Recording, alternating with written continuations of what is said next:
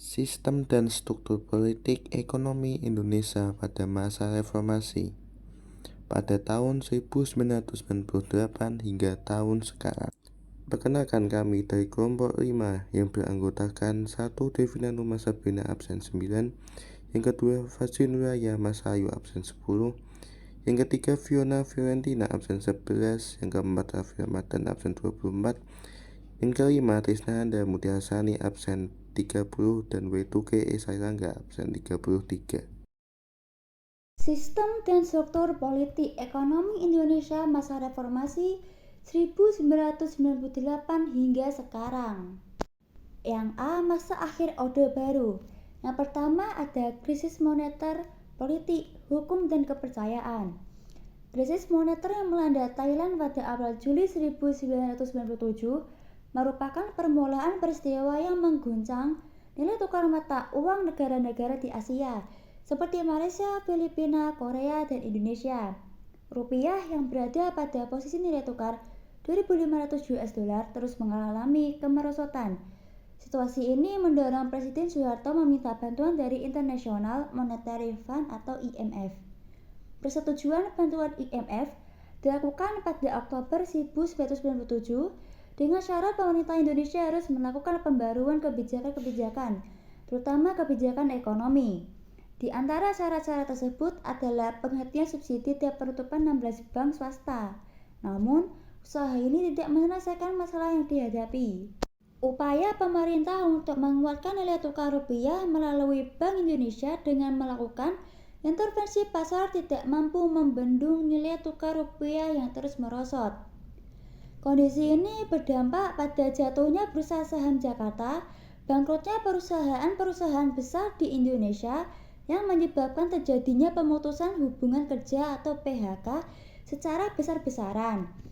Kondisi ini membuat Presiden Soeharto menerima proposal reformasi IMF pada tanggal 15 Januari 1998 dengan ditandatanganinya Letter of Intent atau nota kesepakatan antara Presiden Soeharto dan Direktur Pelaksana IMF Michael Camdesius. Namun, kemudian Presiden Soeharto menyatakan bahwa paket IMF yang ditandatanganinya membawa Indonesia pada sistem ekonomi liberal. Hal ini menyeratkan bahwa pemerintah Indonesia tidak akan melaksanakan perjanjian IMF yang berisi 50 butir kesepakatan tersebut. Situasi tarik-menarik antara pemerintah dan IMF itu menyebabkan krisis ekonomi semakin memburuk. Pada saat krisis semakin dalam, muncul ketegangan-ketegangan sosial dalam masyarakat. Pada bulan-bulan awal 1998, di sejumlah kota terjadi kerusuhan anti-Cina.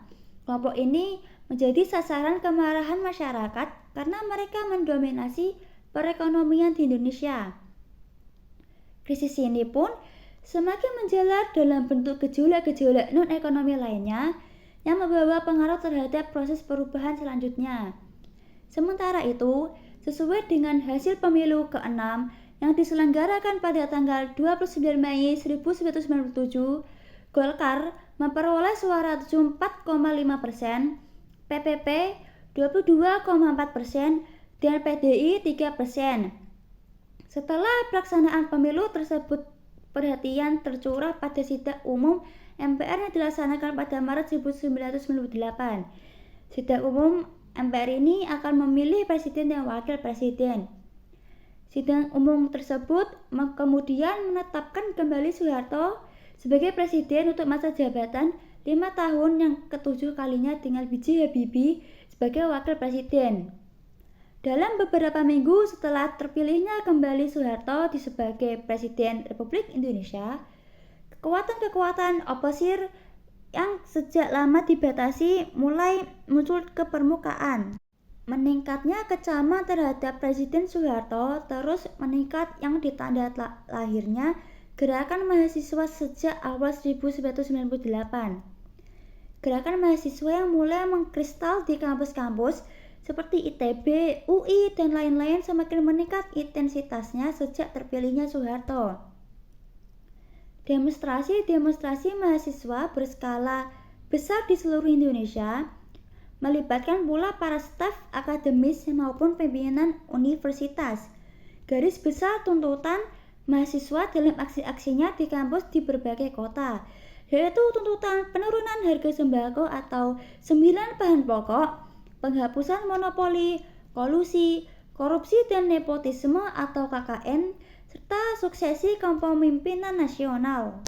Aksi-aksi mahasiswa yang tidak mendapatkan tanggapan dari pemerintah menyebabkan para mahasiswa di berbagai kota mulai mengadakan aksi hingga keluar kampus. Maraknya aksi-aksi mahasiswa yang sering berlanjut menjadi bentrokan dengan aparat keamanan membuat Menhamkan atau Pangap Jenderal Wiranto mencoba meredamnya dengan menawarkan dialog.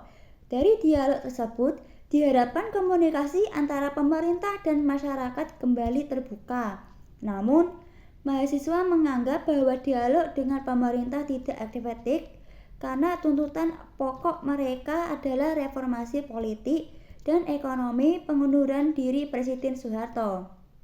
Menurut mahasiswa, mitra dialog yang paling efektif adalah lembaga kepresidenan dan MPR. Di tengah maraknya aksi protes mahasiswa dan komponen masyarakat lainnya, pada tanggal 4 Mei 1998, pemerintah mengeluarkan kebijakan menaikkan harga BBM dan tarif dasar listrik. Kebijakan yang diambil pemerintah bertentangan dengan tuntutan yang berkembang saat itu, sehingga naiknya harga BBM dan tarif dasar listrik semakin memicu gerakan massa. Karena kebijakan tersebut berdampak pula pada naiknya biaya angkutan dan barang kebutuhan lainnya. Dalam kondisi negara yang sedang mengalami krisis, Presiden Soeharto pada 9 Mei 1998 berangkat ke Kairo untuk menghadiri konferensi G15. Di dalam pesawat menjelang keberangkatannya, Presiden Soeharto meminta masyarakat tenang dan memahami kenaikan harga BBM. Selain itu, ia menyerukan kepada lawan-lawan politiknya bahwa pasukan keamanan akan menangani dengan tegas setiap gangguan yang muncul. Meskipun demikian, kerusuhan tetap tidak dapat dipadamkan dan gelombang protes dari berbagai kalangan komponen masyarakat terus berlangsung. Yang kedua ada tuntutan dan agenda reformasi. Reformasi adalah gerakan untuk mengubah bentuk atau perilaku suatu tatanan, karena tatanan tersebut tidak lagi disukai atau tidak sesuai dengan kebutuhan zaman, baik karena tidak efisien maupun tidak bersih dan tidak demokratis. Reformasi atau mati. Demikian tuntutan yang ditorehkan oleh para aktivis mahasiswa pada spanduk-spanduk yang terpampang di kampus mereka, atau yang mereka teriakkan saat melakukan aksi protes melalui kegiatan unjuk rasa pada akhir April 1998. Tuntutan tersebut menggambarkan sebuah titik kulminasi dari gerakan aksi protes yang tumbuh di lingkungan kampus secara nasional sejak awal tahun 1998. Gerakan ini bertujuan untuk melakukan tekanan agar pemerintah mengadakan perubahan politik yang berarti melalui pelaksanaan reformasi secara total. Kemunculan gerakan reformasi dilatar belakangi terjadinya krisis multidimensi yang dihadapi bangsa Indonesia. Gerakan ini pada awalnya hanya berupa demonstrasi di kampus-kampus besar. Namun, mahasiswa akhirnya harus turun ke jalan karena aspirasi mereka tidak mendapatkan respon dari pemerintah. Gerakan reformasi tahun 1998 mempunyai 6 agenda, yaitu 1. Suksesi kepemimpinan nasional, 2. Amandemen UUD 1945, 3. Pemberantasan KKN, 4. Penghapusan difungsi ABRI, 5. Penegakan supremasi hukum, dan yang terakhir adalah pelaksanaan otonomi daerah. Agenda utama gerakan reformasi adalah turunnya Soeharto dari jabatan presiden. Berikut ini kronologi beberapa peristiwa penting selama gerakan reformasi yang memuncak pada tahun 1998. Dalam rangka memperingati Hari Kebangkitan Nasional yang akan diselenggarakan pada tanggal 20 Mei 1998, direncanakan oleh gerakan mahasiswa sebagai momen Hari Reformasi Nasional. Namun, ledakan kerusuhan terjadi lebih awal dan di luar dugaan. Pada tanggal 12 Mei 1998, 4 mahasiswa Universitas Trisakti, Jakarta, tewas tertembak peluru aparat keamanan saat demonstrasi menuntut Soeharto mundur. Mereka adalah Elang Mulia, Heri Hertanto, Hendriawan Lesmana, dan Hafidin Royan. Mereka tertembak ketika ribuan mahasiswa Trisakti dan lainnya baru memasuki kampusnya setelah melakukan demonstrasi di gedung DPR MPR. Penembakan aparat di Universitas Trisakti itu menyulut demonstrasi lebih besar.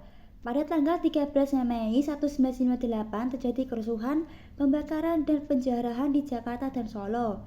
Kondisi ini memaksa Presiden Soeharto mempercepat kepulangannya dari Mesir atau Kairo. Sementara itu, mulai tanggal 14 Mei 1998, demonstrasi mahasiswa semakin meluas. Bahkan para demonstran mulai menduduki gedung-gedung pemerintah di pusat dan daerah. Mahasiswa Jakarta menjadikan gedung DPR MPR sebagai pusat gerakan yang relatif aman. Ratusan ribu mahasiswa menduduki gedung rakyat. Bahkan mereka menduduki atap gedung tersebut. Mereka berupaya menemui pimpinan MPR DPR agar mengambil sikap yang tegas.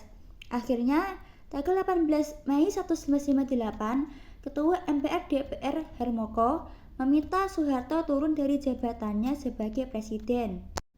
Untuk mengatasi keadaan, Presiden Soeharto menjanjikan akan mempercepat pemilu. Hal ini dinyatakan setelah Soeharto mengundang beberapa tokoh masyarakat seperti Nurcholish Madjid dan Abdurrahman Wahid ke Istana Negara pada tanggal 19 Mei 1998. Akan tetapi, upaya ini tidak mendapat sambutan rakyat. Momentum Hari Kebangkitan Nasional 20 Mei 1998 rencananya digunakan tokoh reformasi Amin Rais untuk mengadakan doa bersama di sekitar Tugu Monas. Akan tetapi, beliau membatalkan rencana apel dan doa bersama karena 80.000 tentara bersiaga di kawasan tersebut. Di Yogyakarta, Surakarta, Medan, dan Bandung, ribuan mahasiswa dan rakyat berdemonstrasi.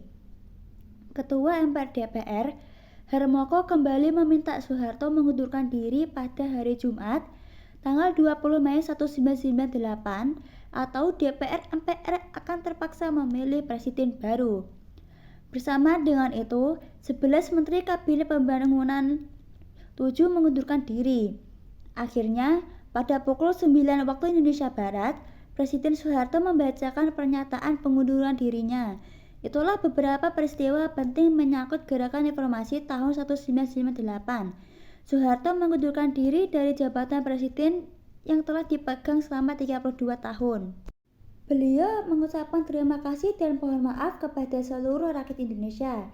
Soeharto kemudian digantikan oleh B.J. Habibie. Sejak saat itu, berakhirlah era Orde Baru selama 32 tahun. Indonesia memasuki sebuah era baru yang kemudian dikenal sebagai masa reformasi. Sebab kedua yaitu perkembangan politik dan ekonomi. Yang pertama yaitu masa pemerintahan Presiden B.J. Habibie. B.J. Habibie menjabat sebagai presiden mulai tanggal 21 Mei tahun 1998 hingga 20 Oktober tahun 1999. B.J. Habibie dilantik sebagai presiden di hari yang sama saat Presiden Soeharto menyatakan berhenti dari jabatannya sebagai Presiden Republik Indonesia. Selama menjabat, Presiden B.J. Habibie memiliki 7 kebijakan. Yang pertama yaitu pembentukan Kabinet Reformasi Pembangunan. Sehari setelah dilantik, B.J. Habibie telah berhasil membentuk kabinet yang diberi nama Kabinet Reformasi Pembangunan. Kabinet Reformasi Pembangunan terdiri atas 36 menteri, yaitu 4 menteri negara dengan tugas sebagai menteri koordinator, 20 menteri negara yang memimpin departemen, dan 12 menteri negara yang memimpin tugas tertentu. Dalam Kabinet Reformasi Pembangunan tersebut, terdapat sebanyak 20 orang yang merupakan menteri pada Kabinet Pembangunan era Soeharto. Pada sidang pertama Kabinet Reformasi Pembangunan, tanggal 25 Mei 1998, B.J. Habibie memberikan pengarahan bahwa pemerintah harus mengatasi krisis ekonomi dengan 2 sasaran pokok. Karena ketika Habibie naik Sebagai presiden, Indonesia sedang mengalami krisis ekonomi terburuk dalam waktu 30 tahun terakhir disebabkan oleh krisis mata uang yang didorong oleh hutang luar negeri yang luar biasa besar sehingga menurunkan nilai rupiah menjadi seperempat dari nilai tahun 1997. Nah, dua sasaran pokok yaitu tersedianya bahan makanan pokok masyarakat dan berputarnya kembali roda perekonomian masyarakat. Pusat perhatian Kabinet Reformasi Pembangunan adalah meningkatkan kualitas, produktivitas, dan daya saing ekonomi rakyat dengan memberi peran perusahaan kecil, menengah, dan koperasi karena terbukti memiliki ketahanan ekonomi dalam menghadapi krisis. Dalam sidang pertama kabinet itu juga, Habibie memerintahkan bahwa departemen-departemen terkait secepatnya mengambil langkah persiapan dan pelaksanaan reformasi, khususnya menyangkut reformasi di bidang politik, bidang ekonomi, dan bidang hukum. Perangkat perundang-undangan yang perlu diperbarui antara lain Undang-Undang Pemilu, Undang-Undang tentang Partai Politik dan Golkar, Undang-Undang tentang Susunan dan Kedudukan MPR, DPR, dan DPRD, serta Undang-Undang tentang Pemerintahan Daerah. Lalu ada Sidang Istimewa MPR tahun 1998.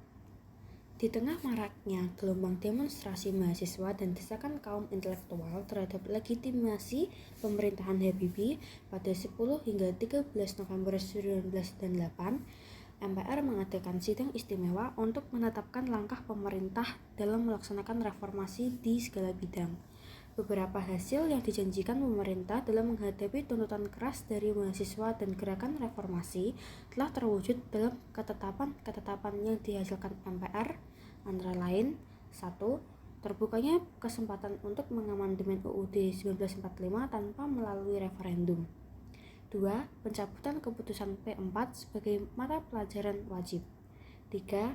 Masa jabatan presiden dan wakil presiden dibatasi hanya sampai 2 kali masa tugas, masing-masing 5 tahun, dengan total 10 tahun. Yang keempat, agenda reformasi politik meliputi pemilihan umum, ketentuan untuk memeriksa kekuasaan pemerintah, pengawasan yang baik, dan berbagai perubahan terhadap duifungsi ABRI.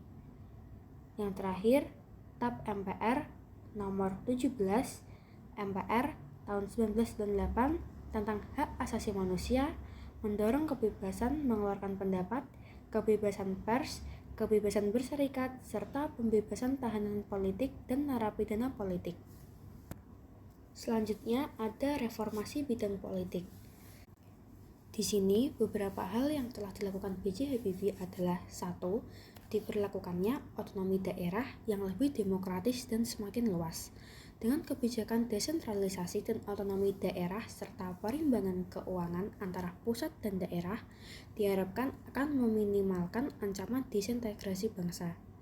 Otonomi daerah ditetapkan melalui ketetapan MPR nomor 15 MPR tahun 1998. Yang kedua, yaitu kebebasan berpolitik dilakukan dengan pencabutan pembatasan partai politik. Sebelumnya, dengan adanya kebebasan untuk mendirikan partai politik pada pertengahan bulan Oktober 1998, sudah tercatat sebanyak 80 partai politik dibentuk.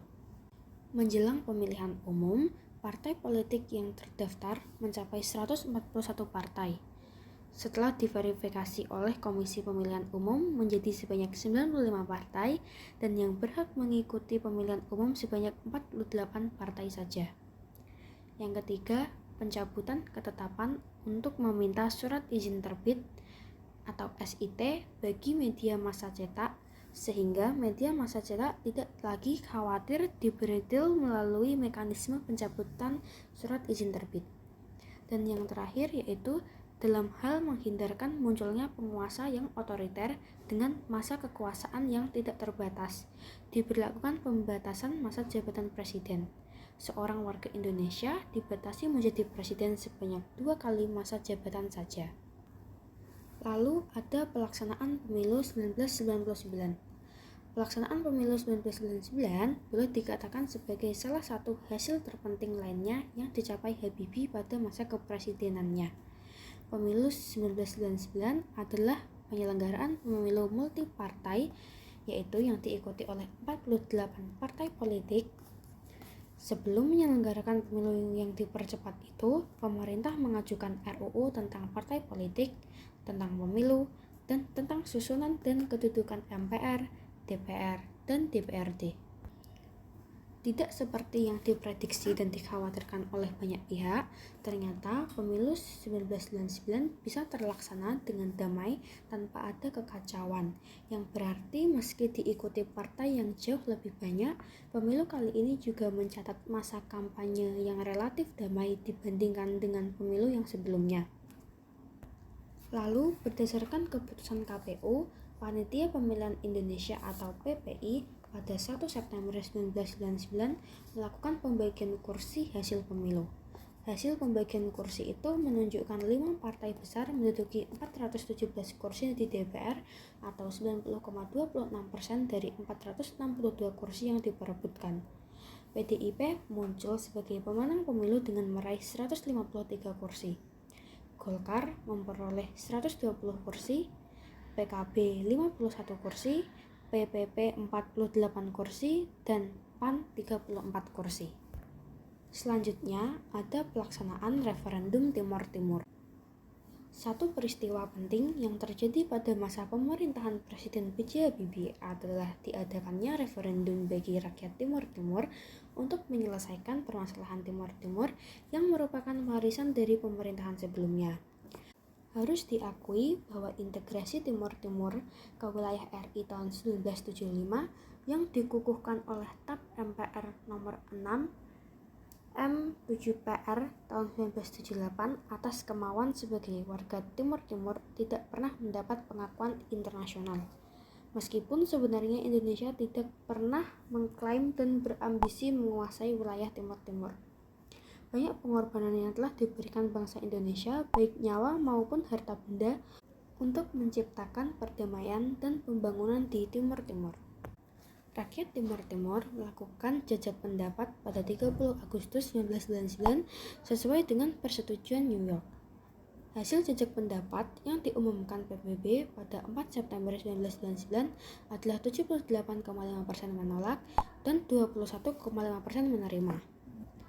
Setelah jajak pendapat ini telah terjadi berbagai bentuk kekerasan, sehingga demi kemanusiaan Indonesia menyetujui percepatan pengiriman pasukan multinasional di Timor Timur. Sesuai dengan perjanjian New York, ketetapan tersebut mengesahkan pemisahan Timor Timur dari RI secara baik, terhormat dan damai untuk menunjukkan kepada dunia bahwa Indonesia adalah bagian dari masyarakat internasional yang bertanggung jawab, demokratis, dan menjunjung tinggi hak asasi manusia. Selanjutnya, ada reformasi bidang ekonomi.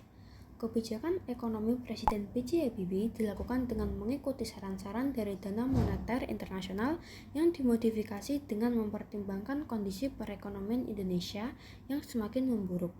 Reformasi ekonomi mempunyai 3 tujuan utama, yaitu 1. Merestrukturisasi dan memperkuat sektor keuangan dan perbankan. 2. Memperkuat basis sektor real ekonomi. 3. Menyediakan jaringan pengaman sosial bagi mereka yang paling menderita akibat krisis. Secara perlahan, Presiden B.J. Habibie berhasil membawa perekonomian melangkah ke arah yang jauh lebih baik dibandingkan dengan keadaan ekonomi yang sangat buruk ketika terjadinya pengalihan kepemimpinan nasional dari Soeharto kepada Habibie. Yang terakhir yaitu reformasi bidang hukum. Sesuai TAP MPR nomor 10, MPR 1998 reformasi di bidang hukum diarahkan untuk menanggulangi krisis dan melaksanakan agenda reformasi di bidang hukum yang sekaligus dimaksudkan untuk menunjang upaya reformasi di bidang ekonomi, politik, sosial, dan budaya.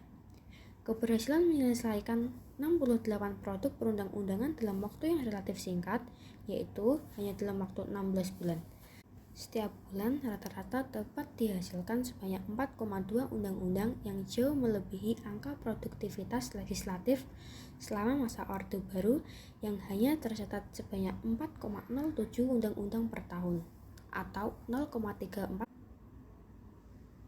Pada 14 Oktober 1999, Presiden B.J. Habibie menyampaikan pidato pertanggungjawabannya di depan sidang umum MPR. Dalam pemandangan umum fraksi-fraksi atas pidato pertanggungjawaban. Yang kedua yaitu masa pemerintahan Presiden Abdurrahman Wahid.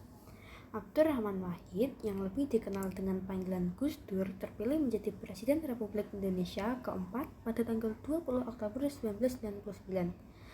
Terpilihnya Gus Dur sebagai presiden tidak terlepas dari keputusan MPR yang menolak laporan pertanggungjawaban Presiden B.J. Habibie. Berkat dukungan partai-partai Islam yang tergabung dalam Poros Tengah, Gus Dur mengungguli calon presiden lain yakni Megawati Soekarno Putri dalam pemilihan presiden yang dilakukan melalui pemungutan suara dalam rapat paripurna ke-13 MPR. Kebijakan yang dilakukan Gus Dur selama menjabat sebagai presiden yaitu yang pertama, membentuk Kabinet Persatuan Nasional. Kabinet ini adalah kabinet koalisi dari partai-partai politik yang sebelumnya pengusung Gus Dur menjadi presiden yakni PKB, Golkar, PPP, PAN, PK, dan PDIP. Kebijakan selanjutnya yaitu pemisahan TNI dan Polri. Pemisahan ini dilakukan agar kedua organisasi tersebut fokus dalam menjalankan tugasnya, yaitu TNI untuk kepentingan negara dan Polri untuk menjaga keamanan rakyat. Pemisahan tersebut juga dilakukan untuk menghindari terbentuknya mekanisme pemerintahan yang otoriter. Selanjutnya yaitu penghapusan Departemen Penerangan dan Departemen Sosial dengan alasan perampingan struktur pemerintahan. Pemerintah berpandangan bahwa aktivitas yang dilakukan oleh kedua departemen tersebut dapat ditangani oleh masyarakat sendiri. Dari sudut pandang politik, pembubaran Departemen Penerangan merupakan salah satu upaya untuk melanjutkan reformasi di bidang sosial dan politik, mengingat departemen ini merupakan salah satu alat pemerintahan Orde Baru dalam mengendalikan media massa, terutama media massa yang mengkritisi kebijakan pemerintah. Kemudian, Gus Dur memberlakukan Dekret Presiden 23 Juli 2001 yang berisi 1. Pembubaran MPR DPR, 2. Mengembalikan kedaulatan ke tangan rakyat dengan mempercepat pemilu dalam waktu 1 tahun, dan yang terakhir, membekukan Partai Golkar. Yang ternyata dekret tersebut ditolak. 3. Masa pemerintahan Presiden Megawati Soekarno Putri. A. Reformasi bidang hukum dan pemerintahan. Pada masa pemerintahan Presiden Megawati, MPR kembali melakukan amandemen terhadap UUD 1945 pada tanggal 10 November 2001 yang meliputi penegasan Indonesia sebagai negara hukum dan kedaulatan berada di tangan rakyat. Salah satu perubahan penting terkait dengan pemilihan umum adalah perubahan tata cara pemilihan presiden dan wakil presiden yang dipilih langsung oleh rakyat dan mulai diterapkan pada pemilu tahun 2004. B. Reformasi bidang ekonomi. Selama masa pemerintahan Megawati, memunculkan dampak positif pada sektor ekonomi, yaitu rendahnya tingkat inflasi dan stabilnya cadangan devisa negara. Namun, berbagai pencapaian di bidang ekonomi pemerintahan Presiden Megawati mulai menunjukkan penurunan pada paruh kedua pemerintahannya. Popularitas pemerintah juga menurun akibat berbagai kebijakan yang tidak populis dan meningkatkan inflasi. Hal ini mengakibatkan pemerintah mengalami defisit anggaran dan kebutuhan pinjaman baru. C. Masalah disintegrasi dan kedaulatan wilayah.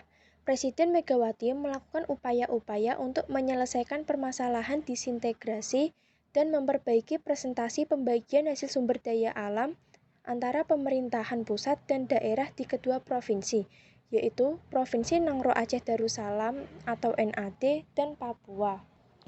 Selain itu, Presiden Megawati juga melakukan upaya untuk menyelesaikan sengketa status Pulau Sipandan dan Ligitan dengan pemerintah Malaysia. D. Desentralisasi politik dan keuangan. Pemerintahan Presiden Megawati berupaya untuk melanjutkan kebijakan otonomi daerah yang telah dirintis sejak tahun 1999, seiring dengan dikeluarkannya Undang-Undang Nomor 2 Tahun 1999 tentang Perimbangan Keuangan Pusat Daerah. E. Upaya pemberantasan KKN. Pemerintahan Presiden Megawati belum berhasil melakukan penegakan hukum atau law enforcement dikarenakan maraknya kasus-kasus KKN besar yang melibatkan pejabat negara. Belum maksimalnya penanganan kasus-kasus tersebut juga disebabkan karena kurangnya jumlah dan kualitas aparat penegak hukum, sehingga proses hukum terhadap beberapa kasus berjalan sangat lambat dan berimbas pada belum adanya pembuktian dari kasus-kasus yang ditangani. F. Pelaksanaan Pemilu 2004. Pemilu tahun 2004 merupakan pemilu pertama di mana untuk pertama kalinya masyarakat memiliki suara, dapat memilih wakil rakyat mereka di tingkat pusat dan daerah secara langsung. Jika dalam pemilu presiden dan wakil presiden terdapat satu pasangan yang memperoleh suara lebih dari 50%, maka pasangan tersebut dinyatakan sebagai pasangan pemenang pemilu presiden. Jika pada pemilu presiden tidak terdapat pasangan yang mendapatkan suara lebih dari 50%, maka pasangan yang mendapatkan suara tertinggi pertama dan kedua berhak mengikuti pemilu presiden putaran kedua.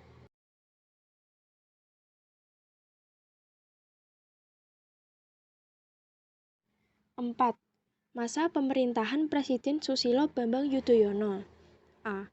Upaya untuk meningkatkan kesejahteraan masyarakat. Yang pertama, peningkatan anggaran di sektor pertanian untuk memperkuat ketahanan pangan masyarakat. Anggaran di sektor pertanian termasuk upaya untuk swasembada pangan.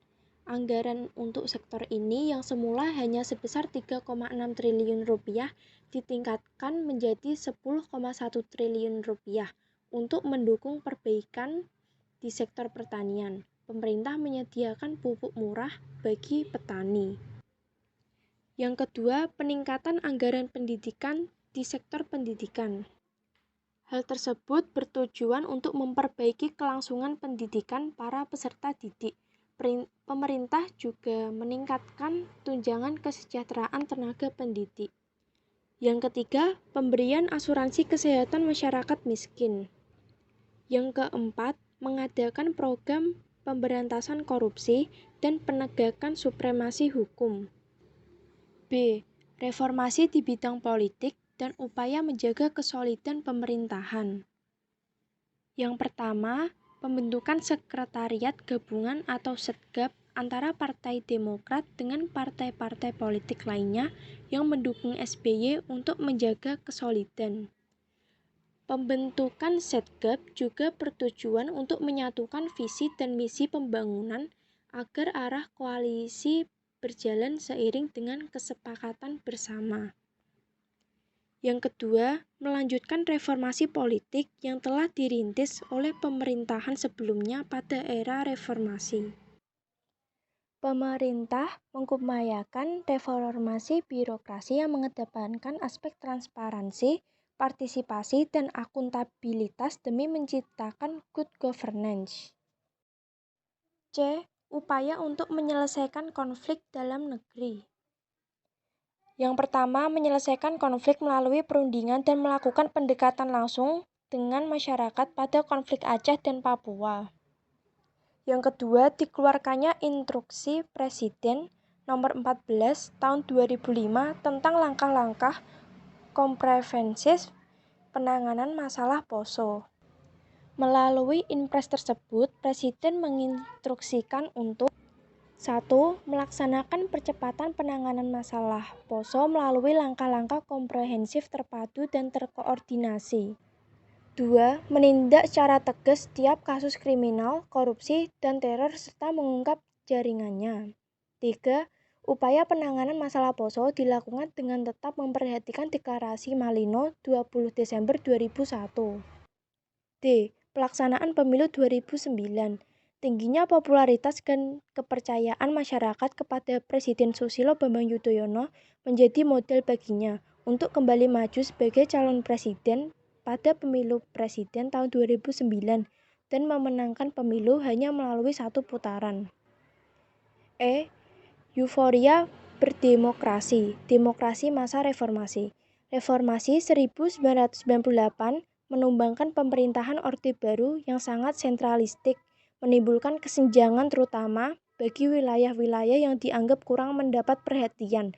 Euforia demokrasi juga melahirkan sejumlah media massa baru yang lebih bebas menyuarakan berbagai aspirasi masyarakat. C. Perkembangan ilmu pengetahuan dan teknologi di Indonesia. Perkembangan sebuah bangsa sangat dipengaruhi oleh perkembangan ilmu pengetahuan dan teknologi di negara tersebut. Pemerintah Indonesia telah berupaya mengembangkan ilmu pengetahuan dan teknologi yang sesuai bagi pembangunan bangsa dan negara Indonesia. Hal tersebut terlihat dari kebijakan yang dikeluarkan oleh pemerintah dalam mengembangkan ilmu pengetahuan melalui pendirian lembaga-lembaga penelitian dan pendidikan yang dilakukan oleh pemerintah maupun pihak swasta. Berikut adalah contoh perkembangan ilmu pengetahuan dan teknologi di Indonesia. 1. Nurtanio, Industri Dirgantara Nasional. Nurtanio lahir pada 3 Desember 1923. Pendidikan yang ditempuhnya antara lain VAT di Manila pada tahun 1950. Nurtanio dikenal sebagai perintis industri pesawat terbang di Indonesia. Booming minyak memberikan keuntungan tersendiri bagi pemerintahan Indonesia ketika pemerintahan Orde Baru. Merancang alih teknologi tinggi, khususnya pembuatan industri pesawat terbang nasional. Di PPT inilah Habibie merancang dan mengembangkan berbagai industri strategis di Indonesia melalui Badan Perencana Industri Strategis. Dari BPIS ini kemudian dikembangkan industri pesawat terbang Nurtanio di Bandung, perusahaan armada laut di Surabaya, dan Badan Tenaga Atom Nasional di Serpong. Industri pesawat terbang Nurtanio yang bertempatan di Bandung mulai beroperasi pada tahun 1976. Dalam mengembangkan industri dirgantara ini, Habibie menggandeng industri pesawat terbang di Eropa, di antaranya adalah MBB yang berkedudukan di Jerman dan CASA yang berkedudukan di Spanyol. 2. Teknologi komunikasi dan transportasi. Selain teknologi komunikasi, pemerintahan Indonesia juga mengembangkan sarana dan prasarana transportasi darat. Salah satunya adalah pembangunan jalan bebas hambatan atau dikenal dengan sebutan jalan tol. Pembangunan jalan bebas hambatan pertama yang dilakukan oleh pemerintah adalah pembangunan jalan tol Jakarta, Bogor, dan Ciawi yang dikenal dengan nama Jalan Tol Jagorawi. Jalan ini mampu mempercepat transportasi darat Jakarta ke Bogor dan juga ke Ciawi dan Puncak. Di Sulawesi juga dibangun jalan tol yang menghubungkan pelabuhan Makassar dan Mandar. Pada tahun 1987, pemerintahan juga membangun jalan tol dalam kota yang menghubungkan Cawang dan Tanjung Priuk. Pembangunan jalan tol ini memanfaatkan teknologi yang dikembangkan oleh anak bangsa, Djokorde Raka Sukawati, yaitu teknologi Sosrobahu. Teknologi Sosrobahu menjadi kebanggaan nasional.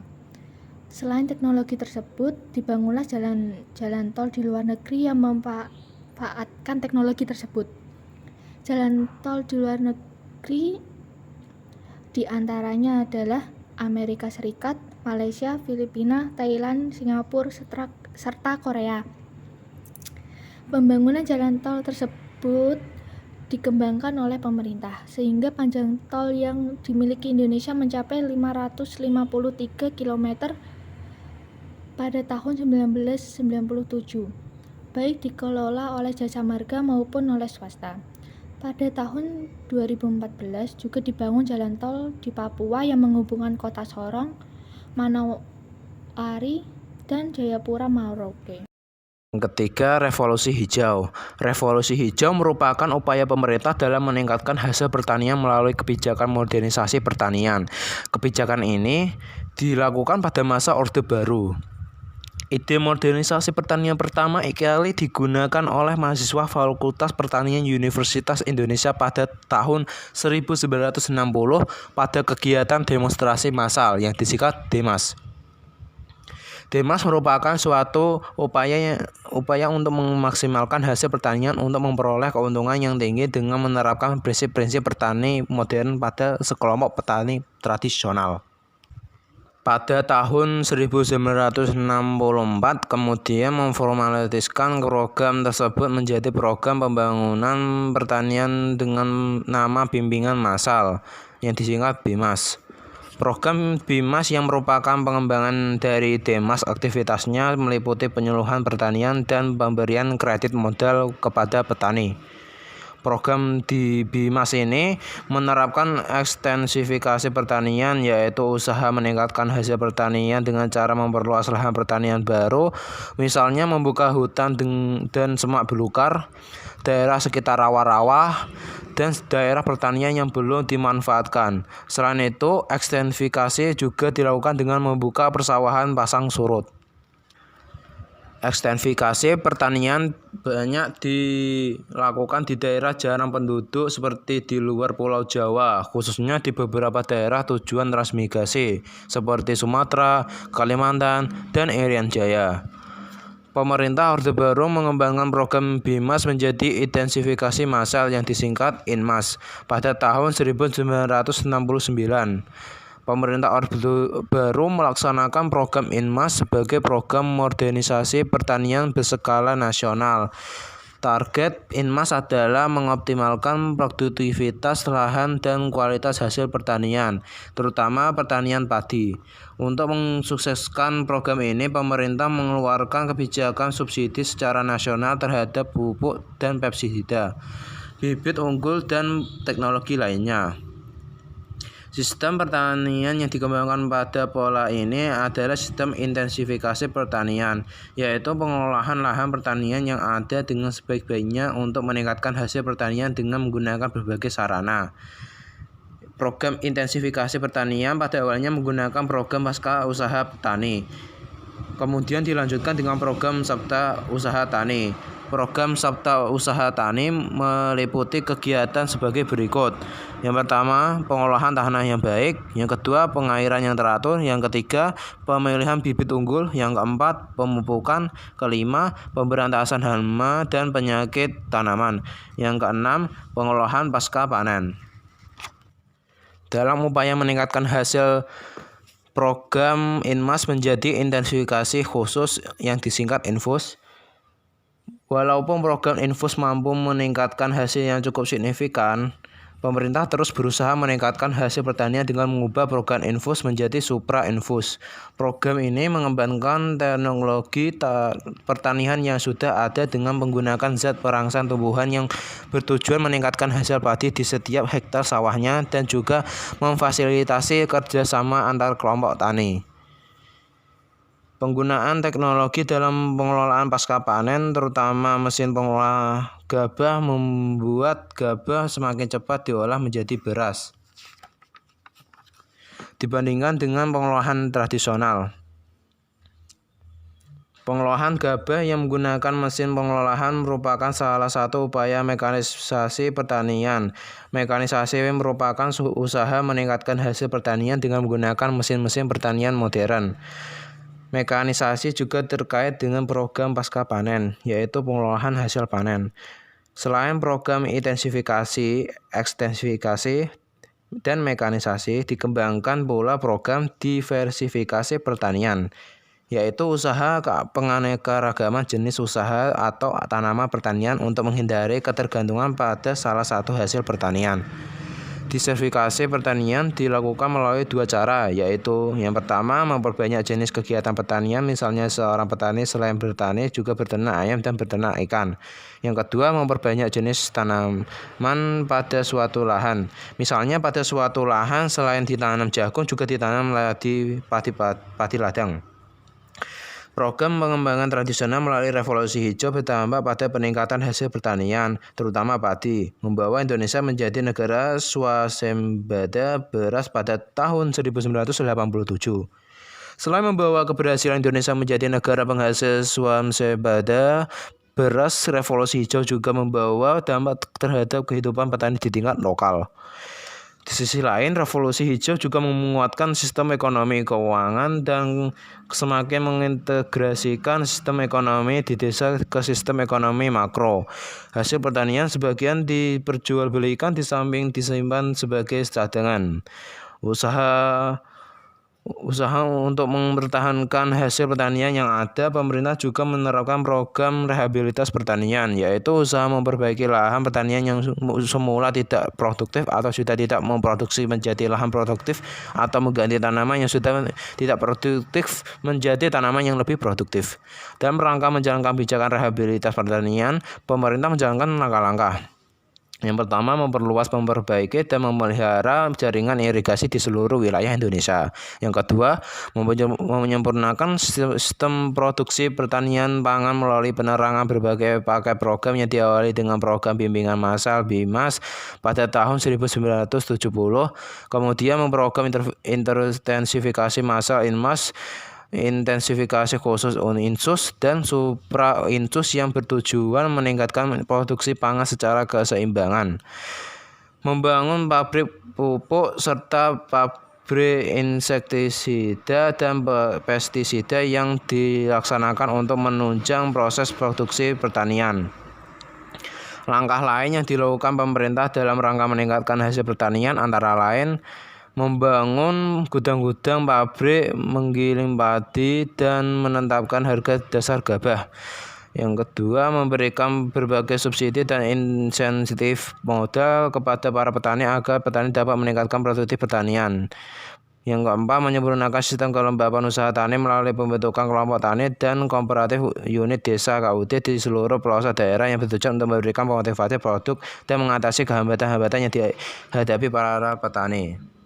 Yang keempat, dampak perkembangan teknologi. Perkembangan teknologi yang mendukung dan menopang aktivitas manusia juga memberikan dampak kepada penggunanya, baik positif maupun negatif. Dampak positif teknologi terhadap masyarakat pengguna aktif teknologi, misalnya teknologi komunikasi, seperti media komunikasi sosial dan situs-situs.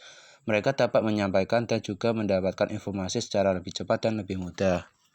Jika kita melihat sisi negatifnya, kemajuan teknologi terkadang membuat orang menjadi malas untuk berkomunikasi secara langsung. Orang lebih memilih berinteraksi melalui handphonenya daripada berkomunikasi dengan orang yang di sekitarnya. Contohnya, seorang anak sibuk berchattingan dengan teman melalui handphonenya daripada berbicara dengan saudaranya saat acara keluarga sedang berlangsung. Kadang kemajuan teknologi ini juga membuat seorang menjadi kurang peka dan dengan ekspresi saat sedang berkomunikasi dengan lawan bicaranya. Salah satu ahli komunikasi massa yakni Harold D. Laswell dan Charles Wright pernah menyatakan fungsi sosial media massa. Fungsi sebenarnya antara lain yang pertama sebagai salah satu bentuk upaya penyebaran informasi dan interpretasi subjektif mungkin mengenai peristiwa yang terjadi, social surveillance. Kedua, sebagai upaya penyebaran informasi yang dapat menghubungkan satu kelompok sosial dengan kelompok sosial lainnya, social correlation. Berikutnya sebagai upaya pewarisan nilai-nilai luhur dan dari satu generasi ke generasi selanjutnya, socialism, dan yang terakhir adalah sebagai penghibur khalayak ramai, entertainment. Keempat fungsi menurut Harold D. Laswell dan Charles Wright ini mulai terkikis hubung dengan kemajuan teknologi yang sedang terjadi. Karena dengan semakin berkembangnya teknologi, khususnya di Indonesia, mengikuti itu akan muncul juga cara berkomunikasi yang baru. Dalam hal ini misalkan melalui sosial media. Contoh yang berhubungan dengan perkembangan tersebut adalah kini seorang bisa saja tidak mengetahui nomor telepon seorang padahal orang tersebut merupakan sahabat karibnya. Orang tersebut lebih memilih menyimpan PIN BB dibandingkan dengan menyimpan nomor telepon orang itu. Karena perkembangan teknologi yang terjadi cukup cepat ini, secara tidak sadar maupun sadar telah merubah beberapa pola hidup masyarakat khususnya di Indonesia. Contohnya, kini banyak sekali anak-anak yang mengalami ketergantungan akan gadget mereka maupun orang tuanya. Selain itu, dampak negatif lainnya adalah perkembangan mereka dalam hal bersosialisasi menjadi sangat lambat karena terlalu fokus dengan gadget. Hal tersebut dapat dengan mudah dan relatif cepat untuk mempengaruhi opini publik. Oleh karena itu, kita masyarakat Indonesia harus benar-benar cerdas untuk memilah mana sisi positif dan sisi negatifnya agar perkembangan teknologi yang ada bisa kita cakapi dengan bijak dan selanjutnya dilakukan, dijalankan dan dengan seimbang. Masyarakat di seluruh Indonesia dan dunia telah mampu berinteraksi dengan memperoleh informasi dalam waktu singkat berkat teknologi komunikasi dan informasi yang mengalami perkembangan yang sangat luar biasa. Teknologi komunikasi akan selalu berkembang dari tahun ke tahun. Perkembangan ini dikarenakan adanya pengaruh globalisasi dan dampak dari negara maju yang semakin peka terhadap teknologi komunikasi. Kemajuan ilmu pengetahuan dan teknologi manusia dapat menciptakan alat serta perlengkapan yang canggih untuk berbagai kegiatan, sehingga dalam kegiatan kehidupannya tersedia berbagai kemudahan. Adanya teknologi baru dapat menciptakan budaya yang baru dan masyarakat serta teknologi sebagai petanda kemajuan kebudayaan. Perkembangan teknologi tentu membawa perubahan yang begitu baik dan pesat dalam kehidupan manusia. Teknologi sendiri dapat muncul dari ilmu pengetahuan yang selalu berkembang dari zaman ke zaman. Namun, pengaruh ilmu pengetahuan dan teknologi dalam pembentukan budaya mempunyai dampak positif maupun negatif. Dari dampak negatif yang ditemukan dari perkembangan teknologi informasi ini adalah terciptanya sifat dan sikap ketergantungan kepada teknologi yang semakin canggih, sehingga banyak orang yang mulai melupakan nilai-nilai kebudayaan yang ada di Indonesia. Sebagai salah satu contohnya, anak-anak zaman sekarang lebih senang bermain dengan gadget canggih dibandingkan dengan permainan tradisional yang merupakan salah satu kebudayaan Indonesia. Tentunya kemajuan teknologi menyebabkan perubahan yang besar pada kehidupan umat manusia dengan segala peradaban dan kebudayaannya, khususnya masyarakat yang dengan budaya dan adat ketimuran seperti Indonesia. Saat ini di Indonesia dapat kita saksikan begitu besar pengaruh kemajuan teknologi terhadap nilai-nilai kebudayaan yang dianut masyarakat, baik masyarakat perkotaan maupun perdesaan. Situasi ini telah mempengaruhi gaya hidup dan pola pikir masyarakat, terutama di kalangan remaja. Kaum remaja yang paling rentan terkena pengaruh dampak negatif dan teknologi komunikasi. Jika dulu para siswa bersekolah dengan hanya membawa buku-buku pelajaran atau alat tulis, kini para siswa berangkat sekolah dengan peralatan gadget yang wajib mereka bawa. Dari perkembangan teknologi di informasi saat ini sungguhnya sangatlah berpengaruh terhadap kebudayaan di Indonesia. Bahkan lebih banyak dampak negatif yang ditimbulkan. Jika kesadaran manusia dan kebudayaan Indonesia sudah tidak ada, maka akan lama-kelamaan semakin canggihnya teknologi mengakibatkan sebagai penggunanya kebudayaan di Indonesia. Karena itu, alangkah baiknya kita tidak terlalu kecanduan terhadap teknologi yang semakin canggih, dan gunakanlah teknologi tersebut dengan kebutuhan saja, dan kesadaran budaya yang ada sangatlah diperlukan pada kebudayaan, agar budaya di Indonesia bisa tetap diselestarikan dan tidak hilang begitu saja. Pada hakikatnya, kemajuan teknologi dan pengaruhnya dalam kehidupan adalah hal yang tidak dapat kita hindari. Tetapi, kita dapat melakukan tindakan yang bijaksana agar kemajuan teknologi tidak sampai menggeser jati diri kita sebagai manusia yang memiliki norma dan juga nilai yang leluhur. Sekian dari kelompok kami. Jangan lupa like, komen, subscribe, dan nyalakan loncengnya. Audio Jungle.